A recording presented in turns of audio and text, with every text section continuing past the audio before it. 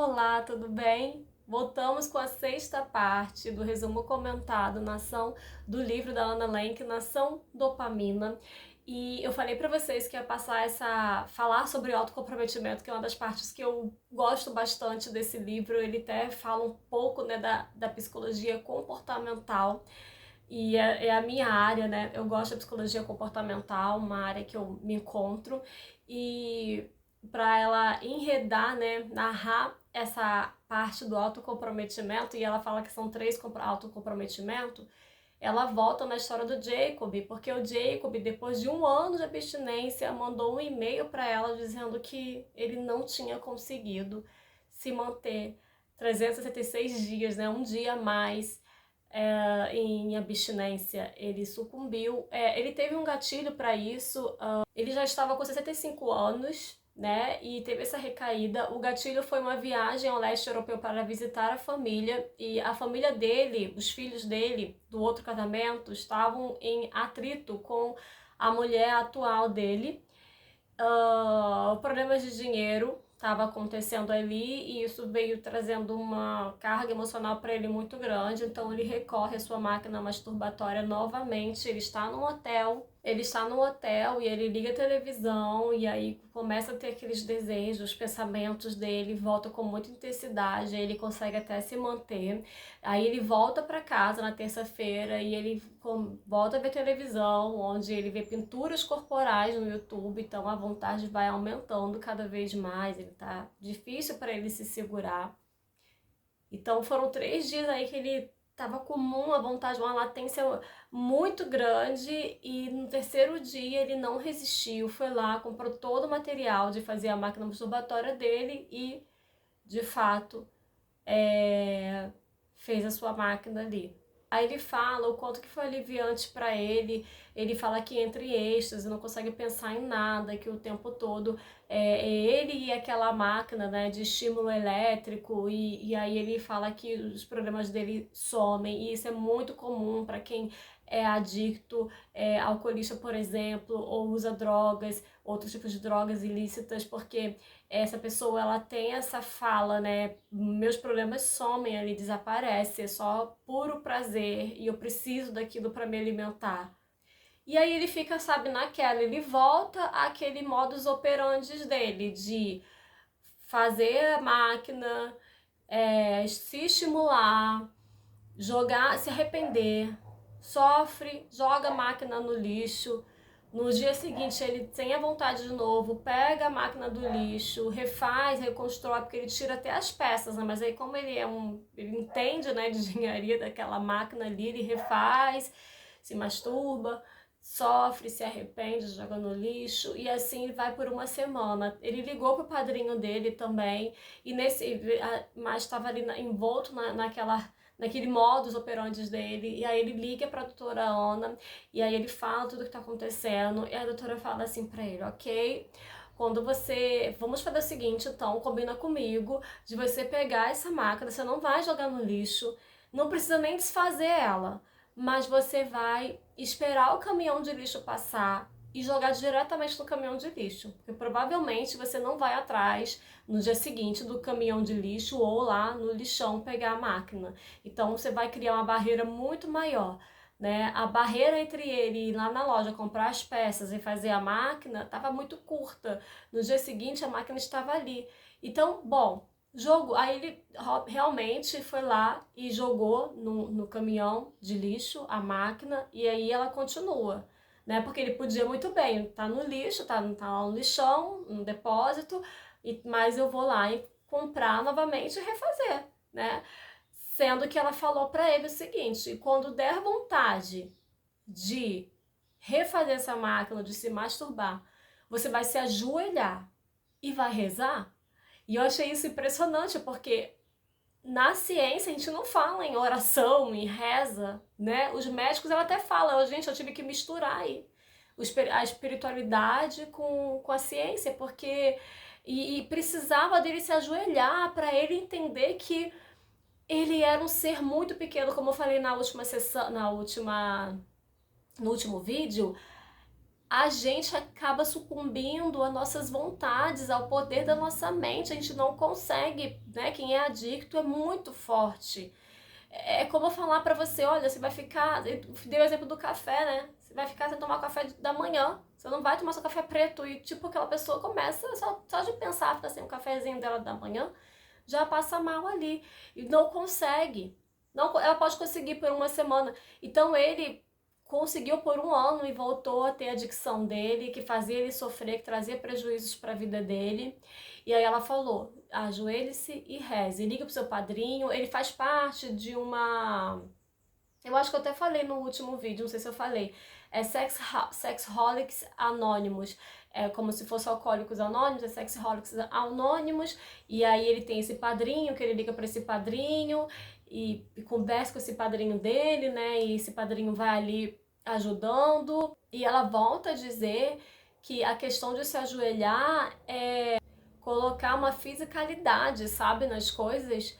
Bom, e depois ela age com compaixão, né? Isso por telefone, isso ele já tá presente lá na sessão com ela. Ela diz pra ele: você não é um homem ruim, você tem problema, assim como todos nós temos problemas. Então, assim, pra trazer pra ele algum movimento ali de compaixão, né? Porque sabemos o quanto é difícil refazer os caminhos neurais. E o que ela fala sobre o autocomprometimento, né? É uma maneira de criar uma forma intencional e espontânea barreiras entre a gente e a nossa droga de escolha para mitigar o hiperconsumo compulsivo. O autocomprometimento não é, sobretudo, um ato de vontade. Então, assim, então eu vou ter que jogar fora lá no caminhão. Não é isso, sabe? Não é sobre isso. Não é esperar a sua vontade bater. Eu sempre falo isso, gente, não espere sua vontade bater. Sua vontade vai te fazer comer uma pizza inteira. A sua vontade vai te fazer comer uma caixa de bombom inteira. Não é agir pela vontade. A gente não tem vontade de jogar fora todos os maços de cigarro. A gente pode até ter vontade naquele momento, mas depois a vontade de ter todos os maços de cigarro de volta e fazer a gente no posto comprar uma massa de cigarro vai voltar ali. Porque se a gente for agindo de acordo com a nossa vontade, é isso que vai acontecer. E ela fala que a chave para criar o autocomprometimento efetivo é, em primeiro lugar, reconhecermos a perda de voluntariedade.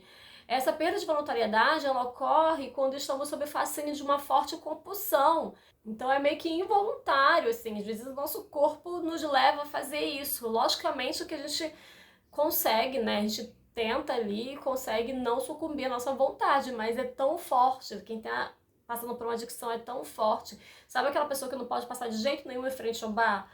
Não pode, porque senão ela vai sentar, já era, tomou a primeira golada, já era. Aí ela coloca, né, que tipo de barreiras que a gente pode colocar para dificultar o acesso à nossa droga de escolha. Bom, e ela usou o autocomprometimento na própria vida dela para lidar com os problemas de hiperconsumo compulsivo. Eu iniciei aqui falando que ela tinha um vício, né, adicção por romances baratos. E aí, nesse momento, ela joga fora todos os romances dela, ela desfaz de tudo e ela tira os cartões para não conseguir comprar mais esses romances baratos. E aí ela fala, né, que tipo de barreiras você pode colocar em prática para dificultar o fácil acesso à sua droga de escolha. E ela coloca aí que o autocomprometimento ele tem 3 amplas categorias. A categoria física, que é o espaço, a categoria cronológica, que é o tempo, e a categoria significado.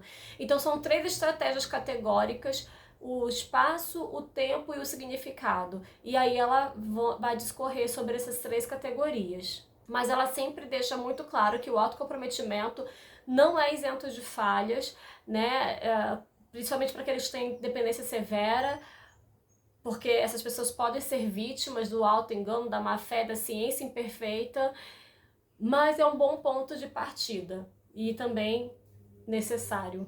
E ela traz aqui, né,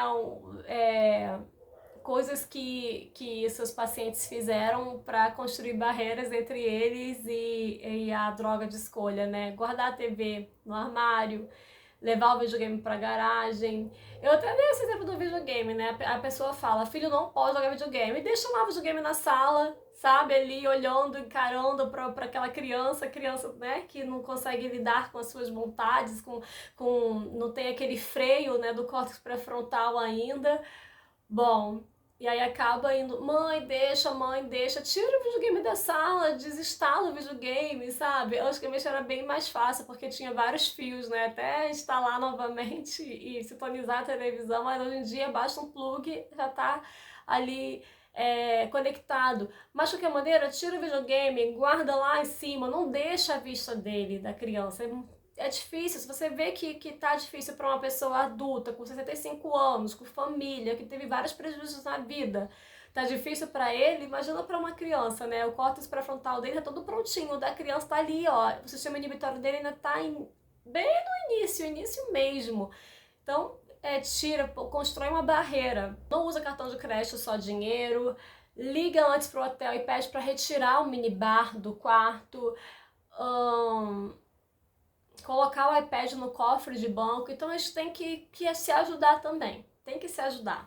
E ela, ao mesmo tempo, ela fala que autocomprometimento não é garantia. Ela tem um exemplo aqui de um homem que era adicto por álcool, era um alcoolista, e a mulher dele tirou todos os álcools da casa, mas ela deixou um trancado na gaveta. Eu não lembro por que ela deixou, até isso, eu hoje fico pensando assim, se ela tirou todos os álcools da casa, por que ela deixou esse ali na gaveta, né? Ela deixou trancado na gaveta as 7 chaves. Acho que também era pra ela, né? De repente, um dia que eu quiser tomar, eu vou tomar, vou deixar essa garrafa de uísque ali na gaveta. E aí o marido dela, né, ela saiu de casa e ele começa a procurar álcool pela casa, um processo de abstinência. Ele descobre esse álcool ali na gaveta, mas tá trancado.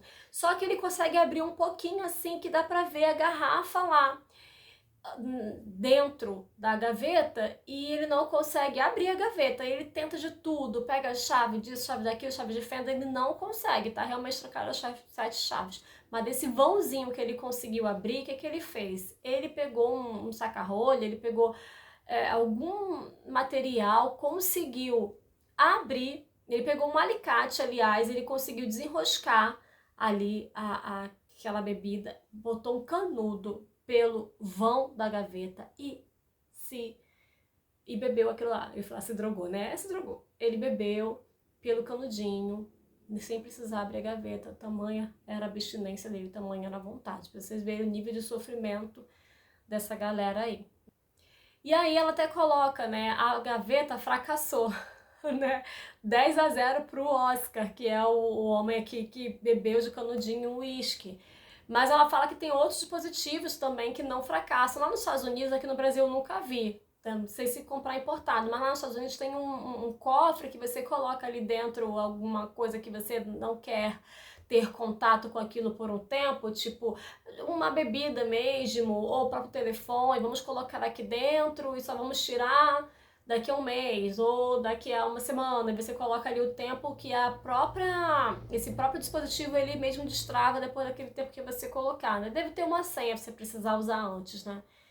Bom, é impenetrável que ela fala, né? Como se fosse caixa de sapato, mas tem vários formatos. Para além de dispositivos físicos, ela traz também dispositivos químicos. Ela traz exemplos de 2 medicamentos, a naltrexona, usado para tratamento em álcool, né, da dependência de opioide também. E, bom, ela fala que está usando, esse medicamento está sendo usado como para outras dependências, como de jogos de azar, de comida, de compra em excesso, porque esse medicamento ele age bloqueando o receptor de opioide, que por sua vez diminui os efeitos de reforço de diferentes tipos de comportamentos compensatórios, e tem tido boa resposta, mas ainda tem pessoas que ainda não conseguem com esse medicamento se curar, né, ou entrar em grande remissão, mas algumas pessoas já falaram que conseguiram interromper parcialmente ou completamente o uso do álcool, ou o próprio desejo do álcool mesmo. Porém, né, como todo remédio tem efeito colateral, ela traz aqui algumas falas de alguns pacientes que utilizaram esse remédio, que se esse remédio tira o efeito compensatório, Então, algumas pessoas relataram para ela assim, olha, eu não tenho mais desejo de beber, ok, mas eu também não tenho mais desejo de comer meu bacon, não tenho mais desejo de... E até falar assim, e tá bom, né, pra que comer bacon, né? Mas enfim, né, a pessoa perde o desejo de fazer coisas simples assim, que não trazem vício, enfim, e aí ela perde, meio que fica deprimida, sabe? Ela, tudo bem, passa o desejo de comer, de beber álcool, mas também não tem um desejo de fazer mais nada, não tem desejo de viver, né? Fica, se chama meio deprimente, assim. Ela fala de outros medicamentos, como o de sulfuran, que é um medicamento também que deixa a pessoa bem enjoada se ela tá ali consumindo álcool, né, ou a droga. E que ela fala também nesse livro, e também eu já vi isso é um dado real mesmo, tem em outras literaturas, que pessoas que têm compulsão alimentar, né, e fazem essa cirurgia para obesidade, que essa cirurgia não é para compulsão alimentar, é para obesidade. E aí a pessoa consegue emagrecer, não consegue mais comer o tanto que ela comia, né? Se sente enjoada, não consegue mais. Porém, essa pessoa, ela vai pro álcool. 30% das pessoas que fazem cirurgia de bariátrica recorrem ao álcool, porque elas trocam um vício por outro, elas estão viciadas em comer comida, elas têm uma compulsão ali, elas não podem mais comer porque elas estão que o estômago dela não comporta mais daquela quantidade, então o que elas fazem? Beber. Então elas começam a beber de forma compulsiva. Por último, ela fala aqui, né, como que ela fez para ela mesma se livrar, né, a própria adicção dela. Ela inicia o livro falando que ela é uma pessoa também adicta a romances baratos. E ela teve que se livrar do Kindle dela, do fácil acesso ao fluxo constante de livros, né, que ela consumia ali, pronto para ser baixado. Então ela tirou o cartão de crédito dela do celular, porque às vezes a gente, ali na impulsão, né, vê um livro, uma coisa que a gente quer comprar, já tá, o nosso cartão de crédito já tá lá no PayPal, no Google, no caso meu, tá no Google lá. E aí eu já clico ali e já compro direto, né? Ela teve que tirar para não ter o acesso a esses contos baratos que ela coloca aqui, se livrou do Kindle dela. Enfim, ela fez um autocomprometimento físico também, né? Criou uma barreira enorme entre ela e o vício. Comigo, eu estava percebendo o quanto eu estava viciada em dormir com fone de ouvido, escutando podcast. Eu amo podcast de tudo quanto que é assunto. Eu adoro diversificar assunto, aprender coisas que... Enfim, coisas sobre espiritualidade também. O que eu mais escutava nos últimos 3 meses, um ano, vamos dizer assim, tem bastante tempo que eu escuto muito podcast, era coisas de espiritualidade e coisas sobre a minha área de psicologia, né? Alguma aula e tal, ou coisas sobre relacionadas à minha aula mesmo. Bom, ouvindo ali vários podcasts, dormia ouvindo podcast, fazia tudo ouvindo podcast, brincava com meu filho no chão ouvindo podcast, tava sempre ouvindo alguma coisa, e isso começou a atrapalhar muito o meu sono, começou a me dar insônia, começou a me trazer... me deixou hiperestimulada. Eu nunca fui assim uma pessoa muito ansiosa. Teve um dia que eu me vi ansiosa, me levantando, sentando, fazendo uma coisa, pegando outra, indo lá fora e voltava, sem nenhum sentido. Eu falei, gente, eu tô hiperestimulada. Aí eu cortei, assim, sabe, o uso desenfreado de podcast, então agora eu escuto um por semana, até eu remoderar o meu uso e voltar a usar, de repente, com um pouquinho mais de frequência, de forma moderada ainda assim, mas não diariamente como eu estava fazendo, né? Tanta informação ali que nosso corpo fica hiperestimulado mesmo. No próximo vídeo a gente vai falar sobre o autocomprometimento cronológico. Lembra que são 3 autocomprometimentos. O primeiro é o de tempo, né? O físico. O segundo é o cronológico, que é o de tempo. A gente vai falar da história do Mohammed. O Mohammed também é um fofo, um estudante que usava drogas, ele era viciado em maconha, mas isso estava trazendo bastante efeitos negativos para a vida dele, então ele fez alguns autocomprometimentos com ele mesmo. Não vou usar até... eu vou fazer uma prova, no dia de prova não vou usar, durante uma semana só vou usar às sexta-feiras. Então ele foi ali tentando se entender, não, para não deixar o uso da maconha de vez, né? Mas para usar ela de acordo com o que ele achava conveniente para não prejudicar os estudos dele. E aí eu vou contar a história do Mohammed para vocês no autocomprometimento que fala sobre tempo, o autocomprometimento cronológico. Até o próximo vídeo. Beijinho.